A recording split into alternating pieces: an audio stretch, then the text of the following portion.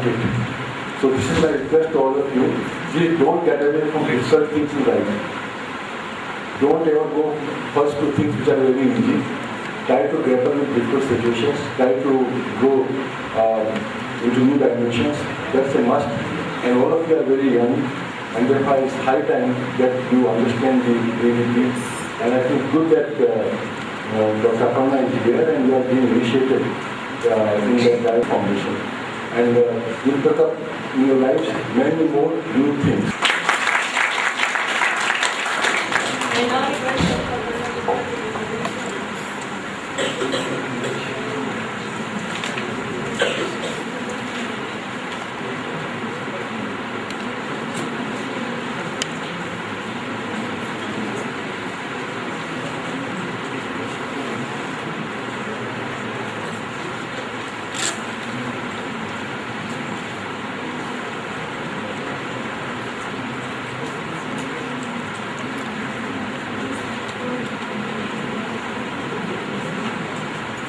Good morning again. So today I'm going to talk about something very different from day before yesterday, and it's going to be something that I've been passionate about for more than a decade. The reason I say that is because my doctoral thesis was based on this topic of financial decision support, and I have a list of my collaborators. The first of the list are my doctoral advisors at Stanford, and the remaining people, at least on the first line, are my doctoral students who have both graduated. So and the third person was at Merrill Lynch back then, who had introduced a problem to us that we worked on. So what my goal in this title would really be going through a slew of problems that we've looked at in the context of financial decision support from an individual decision maker perspective. So that's basically my goal. So of course, which means that I'll be running by topics rather quickly to give an overview of the kind of problems we'll be looking at. So again, we are looking at an individual decision maker and looking at the decision maker's financial planning and risk management problems, where we've been over the time interested into incorporating various sources of risk that an individual would have to deal with managing through their lifetime. So keep in mind, we're looking at an individual who's planning for their long-term needs, with keeping in mind the various risk exposures they would have. And that's the sort of list I have here, looking at income and income-related risk, labor income and risk about that. The investment decisions, which of course relates to saving decisions and consumption decisions. And then the key risk that every individual is exposed to, whether or not they actively acknowledge it, is health-related risk, and then related longevity issues risk. So we've been interested in looking at these various multiple sources of risk and incorporating them in a decision support framework, where we've also been tuned into looking at various objectives or various ways and themes for formulating objectives for these decision-making problems. Planning for the long horizon, and planning for long-term care, which is again a specific kind of care, need for a specific kind of care related to health issues, for which there is a relatively newer insurance product being sold in the US, which makes it important to consider whether you want to take on that product for your risk management needs in the context of long-term care. So those being two examples of problems that I want to keep in mind as I try to describe the kinds of issues we've been looking at in this domain. So in the domain, then, if I want to state various decision problems in the so-called financial decision support for individual risk management perspective, I would need to start the formulation keeping various components of these problem definition in mind. The first of them, of course, is as you try to create a decision framework or decision support system, you have to decide the types of models that would be needed. So types of models, and then types of decision variables, which are the fundamental outcomes of decision support frameworks. Objectives and constraints. So that's the first element of how a decision support framework would be constructed. Besides that, in the context of objectives and constraints, you have to think what types of objectives, what principles by which I construct these objectives and constraints. So that's an important theme of our research. And then you start bringing in the various risks that are important in the context of the decision framework. So investment and income risk, changing needs over the time in terms of consumption risks. And then the important addition we have been interested in looking at integrally in decision support framework is health risk and longevity risk. So the overall picture that we have in mind, I and my collaborators have had in mind, is creating decision support framework which needs models, needs to be incorporating appropriate definition of objectives and constraints in which decisions need to be made, and the various risks that are important to be considered in the framework. So once we have created a view of what we want to do, the obvious thing to do next is to see what others have done. Obviously, research gets built on what others have done. And the types of things I have pointed out in the previous slide are really going back, I don't know, very early enough to as recent as this century. Some papers are from this century. Covering the various fields from which we will basically borrow knowledge to incorporate in the frameworks that we are creating. Of course, the obvious one is investment consumption literature, long-term financial planning. 2, labor income modeling and uncertainties in that. And the key distinctions that we are interested in making in our decision support framework is the theory underlying the theory of choice, whether we opt for the normative, rational frameworks or are willing to accept something short of normative, something short of the technical definition of normative or rationality, and rationality as normative theories support. And then, of course, the important new dimension that we have been incorporating in the decision support framework of health risk. So what sorts of models and considerations have been done in that domain. So that's my quick review of literature, where obviously not being comprehensive for any of those. So moving on, then I need to start building some ideas and objects to create models that we want to consider to be able to create the sorts of problems that are underlying the decision support framework. So in the investment consumption setting, you obviously would need to decide what is the income, what is the consumption, which are essentially decision variables, and what are the assets or asset classes that you're considering investing in for transferring wealth from now to future consumption. So for that, I have a few terms getting defined here, and the way I'm formulating these problems are in discrete time. So you make decision at discrete points of time through the planning horizon. CD is the consumption variable that depicts the near-term consumption that you would have of your wealth. And whatever remains gets invested, and to keep it really simple, we consider just 2 asset classes, one that is risk-free and the other that's risky. So think of some cash or money market accounts or simple saving accounts versus equity investments. So once we have 2 asset classes, we also need to describe how the returns or the values of these asset classes change over time. Again, have a very simple model for that. You've definitely heard of the so-called binomial tree model, in which at every time period, the return or the value of the asset either goes up or goes down, very simple, and then you have a probability assigned to it, and you've taken that to be equal, likely of going up or down, with those levels, starting with value of 1, so your return is 26% or depreciation in the other case.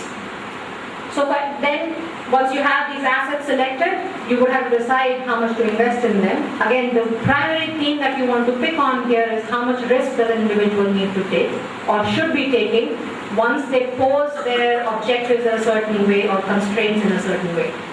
So that's my decision variable.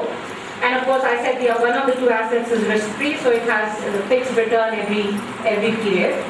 So once I have these fundamental objects defined, what I need to now describe is how does the wealth change in time. So if I start with a certain amount of wealth to start with, over the time, which may be my planning horizon, described by the capital T, how does my wealth evolve? So this amount of wealth is what I invest, which has the income and the consumption getting added and subtracted. And that term here is the return from investment. So simple enough evolution model for how my wealth will change as I consume and as I invest. Those are my primary decision variables. So continuing, the other term that I had in that wealth evolution model was the income model. So we have a simple income model which is again picked from the literature. In the literature, there is stochasticity involved, uncertainty involved in the income model, which we have silenced away to keep the model somewhat simple. But we captured the time earned decision, we have investment decisions, and the investment world responds by the returns from the risky and the risk-free asset. So once we have that, then we can now, the other element of the decision problem is to state the objective function and any constraints that may be relevant. So this is our choice of an objective function where you derive utility from consumptions and you're really aiming your decisions towards having enough wealth at retirement. So that's your terminal utility of wealth at the planning horizon. And along with a certain discount function. Along with that, of course, you would need to specify at least some constraints that make sense. So you want to have at least some level of wealth at retirement, and your consumption, we have assumed, does not exceed your income, which means that you're not borrowing beyond your income for your consumption. And again, it has to be at least above a certain lower level of subsistence level of consumption. So that states our problem in its essentiality. Now the question, of course, is that how should I be picking the utility here now between the normative theory, which would assume that certain axioms of choice for decisions are satisfied. That's the world of absolute mathematical rigor of what axioms of choice need to satisfy in terms of preference structure behaving so-called rationally. So that's a theoretical construct, has all the nice properties that a mathematician would want. Compared to that is a descriptive theory, talking to people and finding what they like versus what they don't like and how much for. So eliciting preference structures from people using surveys, etc. So the question, of course, is that whatever you may derive as how people actually behave and make choices, how is that similar or different from what the normative theory might say? The rationality assumption-based structures of preference might say. And there's obvious difference between these two, and very, very easily observable, as I'll show you in some choice models under this category. And then you could take a position of being prescriptive, i.e. trying to bridge the gap between what the behavioral or the descriptive theory says, as in people like to decide by, and what the normative or the so-called rational world likes to choose to describe how people should be choosing and making their decisions. So to give an example, or at least create a framework that allows for including the descriptive models, we've created a framework and an organization structure for describing the so-called behavioral preferences. So what I'm trying to say really is that there's a vast literature which is try to capture these behavioral preference structures, and what we are trying to do is use them in our decision framework so that we can more logically or include them in our decision framework. So what we have done is we've organized them in 3 dimensions. The first is how do people perceive wealth at any specific time. So a static preference for wealth, what are the behavioral preference characteristics that capture preference for wealth at a static time point. The second dimension is how does that value of wealth change in time, the time value of money, what is the right model, how do people in behavioral setting look at that. So models for that would fall under this category. The third one is dynamic changes in both, but when I'm 50, 55, that may be very different. So allowing for the preference structures to change in time is what you have to probably capture in a decision support framework, which is trying to be sincere to these behavioral models of choice. So to give an example from the first dimension, this is a very well celebrated theory, Nobel Prize winning theory. You must have heard of prospect theory, and Kahneman and Tversky were the people behind it. Tversky was at Stanford, Kahneman, and passed on before the Nobel Prize was acknowledged for them, so Kahneman received the prize. So the theory, of course, he was given this prize because their work and the theory that came from the work found wide application, and that's why people acknowledge, that's why the Nobel Committee acknowledges people for their prize. So the theory is generally called prospect theory, and what I'm drawing here is the essential utility function that underlies the so-called prospect theory. And the key ways that it is different from normative models is a normative utility function will be a concave curve of a shape like that, right? So, of course, this is by no means a concave curve. It is concave in this part, but convex in this part, right? So it has an asymmetry about certain point here, which is a referential way of thinking. So their thing was people think from a reference point, right? People think from a reference point and then they see prospects, that's what they would call offerings to people as prospects, either as a gain or a loss. And then they would see gains differently from losses. So that's the reference point. Then losses tend to be viewed in this relative preferences and gains to be keeping a reference point in mind. So those are the essential properties of the so-called prospect theory loss aversion utility, which is a deviation or at least an example of a behavioral utility function and a deviation from the so-called normative segment. So our goal would be to incorporate utilities of this kind that are deviations for certain thematic terms from normative models, and look at what is the impact of inclusions of these into the decisions. So the next slide, I'm showing you some simple results for the problem that I started off with, namely I decide to consume, I decide to invest, and the outcome of that is I have certain wealth when I decide to retire, right? And then my problem would be solved using a certain choice of utility function and discounting function, etc., etc. So in this case, I have an exponential discounting with power utility, both of which are normative formulations of utility and discounting criteria, time value of money criteria. And I'm solving a 7-year problem, so not humongously large, but somewhat large enough that you can see the impact to the decisions. So the first panel here is decision variables. Remember that was how much money I invest in the risky asset versus the risk-free asset. When I invest everything in the risky asset, that decision variable will be 1. If I invest everything in the risk-free asset, that the decision variable will be 0, right? So the point was how much risk am I going to take to achieve my objective of maximizing my utility of consumption and terminal wealth, and what level I consume. So the second panel here is consumption. The third panel is actually a histogram for final wealth. So think of it as the histogram of wealth I will have at retirement as an outcome of all the saving and consumption decisions I would have made along the life and the investment decisions I would have made. Right? So it's a funny thing here right now. It's hardly a histogram. Everything is sitting at this level, 8.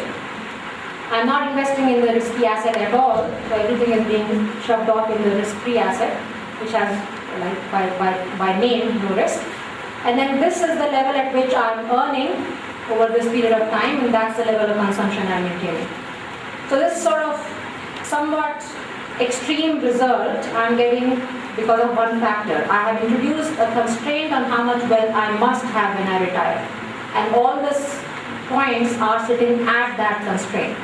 Right? So what it's trying to say is that if that's the amount of wealth I need at retirement, I should not be taking any risk.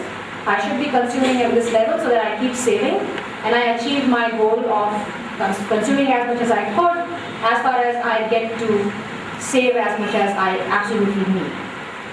So to make this interesting, I would probably want to relax the constraint of saving at retirement and see what happens.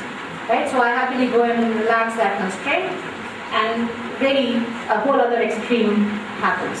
So now what has happened, that histogram is now really a histogram looking plot, but it's all below 8, right? So it's all much below 8. So what it's saying is that now by this utility function, my consumption is now getting really a lot more emphasis than it did when I had the constraint on final wealth. But then to be able to achieve as best as wealth I could, modulo the consumption being maxing out, I'm taking a whole lot of risk, right? So the point this is trying to make is that this is what the baseline behavior is in absence of presence of the constraint on how much I should have when I retire. Well, again, you can try to play around with that final constraint and you'll get some answer. But my goal is to see what this framework says, the framework being I choose a normative utility, and how that compares with if I change it to one of the descriptive behavioral utilities. So to make that comparison, I see is that the consumption level is responding to I should probably say this as well, which is actually being stated at the bottom. I'm applying the loss aversion referential utility to both consumption and final wealth, right? So the utility function is trying to target a certain level of consumption and is happy when that level is achieved because it wants to avoid the loss, right? Wants to avoid falling short of the target for consumption, and beyond that, so of course there is a relationship, enough amount of risk at various time points, but you do happily also deviate from taking very risky positions, and those are precisely where the reference point tends to figure out for the utility function for consumption and of course investment, right? So the point then is there's loss aversion in the utility. You want to achieve that reference wealth level when you are approaching it from low levels. But once you achieved it, you are back in the normative power utility kind of shape. So the upper end of these results are really capturing the upper end of the S-shaped curve, which is effectively a power utility. At that tipping point, there is a very sharp decline, which is where people are now very, very responsive to possible loss, and that's the dipping point. So at least what the objective of this rehashing of the dots is to see what is the sense behind this scatter. And the sense behind the scatter is directly coming from where that reference point is and how steeply the utility curve drops from that reference point. Okay, so this being part of the research which got us going in this whole domain of looking at financial decision support, which was not signing up to the normative world, but was being openly considering modeling framework that went beyond normative. We started talking with